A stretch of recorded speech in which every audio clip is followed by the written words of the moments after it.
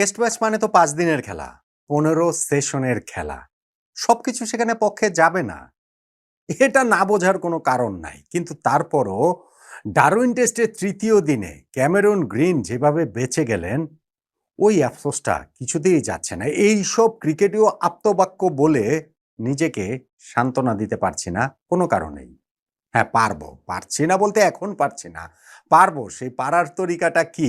কিভাবে আসলে সবকিছুই পক্ষে না গেলেও রেজাল্টটাকে পক্ষে নিয়ে আসা যায়? বাংলাদেশ এখন ডারউইন টেস্টের ৩য় দিন শেষে যেই জায়গায় দাঁড়িয়ে অস্ট্রেলিয়াকে চেপে ধরার জন্য, অস্ট্রেলিয়ার মাটিতে অস্ট্রেলিয়াকে হারানোর জন্য আসলে ওইখানটাতে আমাদের কি করণীয়? সবগুলো মিলে একটু আলোচনা করতে চাই। বলছিলাম ওই আপ্তবাক্যের কথা যে সবকিছু পক্ষে আসবে না। আমি একটা কথা প্রায়ই আপনাদেরকে বলি না যে ক্রিকেট বা ফুটবল বা যে কোনো স্পোর্টস হচ্ছে গিয়ে জীবনের মতো। জীবনে যেমন সবকিছু পক্ষে আসে না, তেমনি ক্রিকেটেও সব পক্ষে আসে না। তারপরও কিছু, কিছু আফসোস আমাদের জীবনে যেমন থেকে যায়, ক্রিকেটেও থেকে যায়। ক্যামেরন গ্রিনের কথাটাই বলুন না কেন? ৪৩ রানে তিনি অপরাজিত। বাংলাদেশের গলার কাটা তিনি হয়ে আছেন। অনেক দিন ধরেই তিনি ফর্মে নেই। এই টেস্টেই কি তিনি ফর্মে ফিরে যান কিনা? পার্টনারশিপ একটা গড়ে তুলেছিলেন স্টিভেন স্মিথের সঙ্গে। স্মিথ আউট হওয়ার পর এখন আবার অ্যালেক্স ক্যারির সঙ্গে অসমাপ্ত জুটি রয়েছে। ৪৩ রানে নট আউট রয়েছেন। ফলে এই ক্যামেরন গ্রিন ওই যে আউট হতে, হতে বেঁচে গেলেন নিতান্তই বরাত জোরে, নিতান্তই ভাগ্যগুণে, সেইটা আমাদেরকে আফসোসে অবশ্যই, অবশ্যই পোড়াচ্ছে। তাসকিন আহমেদের ডেলিভারিটাতে তার ব্যাটের ইনসাইড এজ নিয়ে সেটি স্ট্যাম্পে লেগেছিল। স্ট্যাম্পে লেগে বলটা বাউন্ডারিতে চলে যায়। অথচ বেলসটা ফেলে দেয় না। এইটা ভাগ্য বলবেন না তো আসলে কোনটাকে ভাগ্য বলবেন? বাংলাদেশের জন্য এটা ভীষণ রকম দুর্ভাগ্য, অস্ট্রেলিয়ার জন্য এটা ভীষণ রকম সৌভাগ্য। দেন এগেইন আমি যেটা বলছিলাম যে ঠিক আছে, সবকিছু তার পক্ষে যাবে না। স্টিভেন স্মিথ যিনি টেস্ট ক্রিকেট ইতিহাসে সর্বকালের সর্বোচ্চ ক্যাচ ধরার রেকর্ডটা ২১৮টা টেস্ট ক্যাচ যিনি ধরেছেন, তিনি এই টেস্টে তো ২টা সহজ ক্যাচ ফেললেন। আচ্ছা ঠিক আছে, তানজিদ হাসান তামিমের ক্যাচটা না হয় একটুখানি কঠিন ছিল। তাসকিনের যেই ক্যাচটা আজকে তিনি ফেললেন, এইটা অনূর্ধ্ব ১৫ লেভেলেও এইসব ক্যাচ আসলে অহরহ ধরে। স্কুল ক্রিকেটে অহরহ এইসব ক্যাচ ধরা হয়। ফলে এটা হয়, ক্রিকেটে হয়ে যায়। কোনো দিন কোনো সময় কোনো ব্যাপার এরকম ঘটে যায়। বাংলাদেশের ক্ষেত্রে যেরকম হচ্ছে কি আমাদের ইনিংসটা ৪২৮ রানের আমরা মানে ৪২৬ রানে রয়েছে, ২২৮ রানের লিড নিয়েছি। কিন্তু তারপরে আমাদের আফসোস থাকে না যে না আমরা যদি আরো বেশি কিছু করতে পারতাম। লেটস সে স্পেশালি ওই যে সেকেন্ড নিউ বলে যে আমরা ৩টা উইকেট হারিয়ে ফেললাম। বিশেষ করে নাজমুল হোসেন শান্ত আউট হয়েছেন না হয়। কিন্তু তারপরে তার ওই আউটের মাথায় যে আমরা পরপর আরো ২টো উইকেট হারালাম। লিটন দাস ০ রানে আউট হয়ে গেলেন। মুশফিকুর রহিম ৩৬ রানে আউট হয়ে গেলেন। সো এইটা আমাদেরকে আফসোস বাড়াচ্ছে। দেন এগেইন ঠিক আছে, যা হয়েছে হয়েছে। ৪২৬ রানের চেয়ে বেশি অস্ট্রেলিয়ার এই বোলিং লাইন আপের বিপক্ষে আমরা আসলে কি এক্সপেক্ট করতে পারি? আমাকে বোলিং লাইন আপে ৪ জন বোলার রয়েছেন যাদের এই যে এই টেস্টের মধ্যে তো জশ হ্যাজেলউডের ৩০০ গেল। ফলে ওই ৪ জন বোলারের এই ৩০০ প্লাস টেস্ট উইকেট।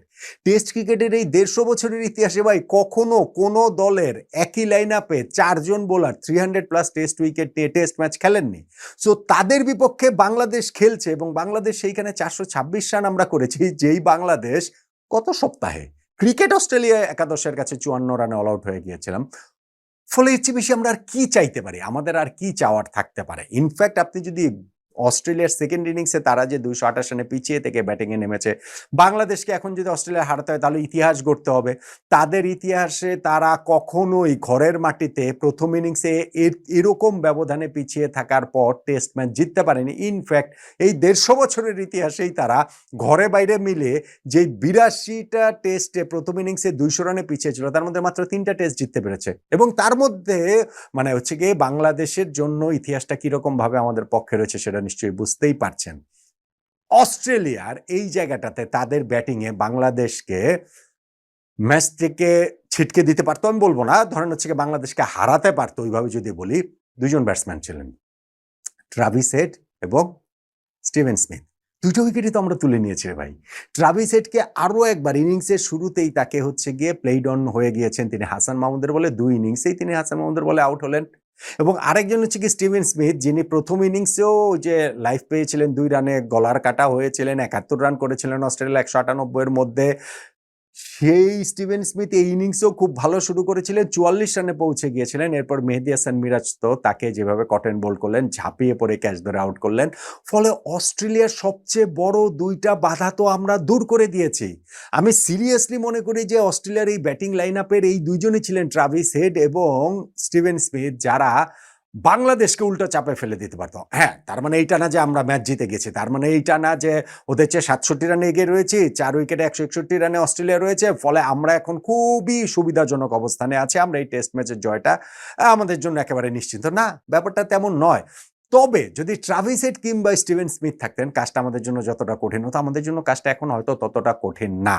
কঠিন যেটা, সেটা হচ্ছে গিয়ে উইকেট।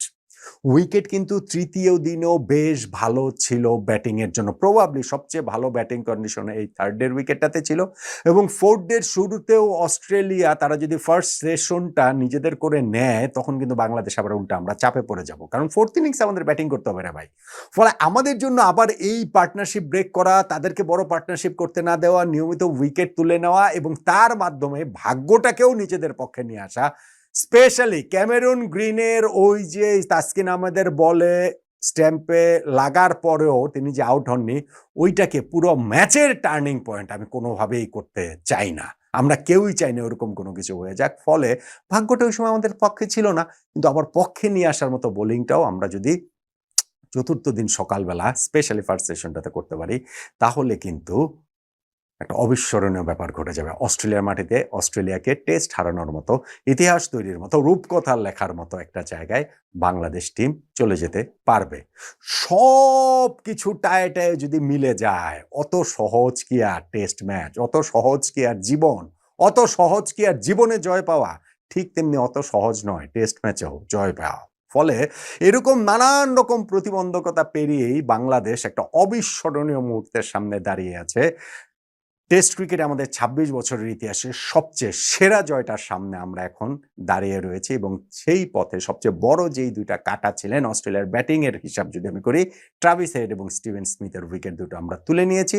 ক্যামেরন গ্রিন লাকিলি এখনো টিকে রয়েছেন, তবে তার লাকটাকে যদি এইবার বাংলাদেশ চতুর্থ দিন সকালবেলায় আবার নিজেদের দিকে নিয়ে আসতে পারে, তার উইকেটটা তুলে নিতে পারে, জয়টা তখন আমাদের সঙ্গে স্পর্শের দূরত্বে, নিঃশ্বাসের দূরত্বে চলেই আসবে।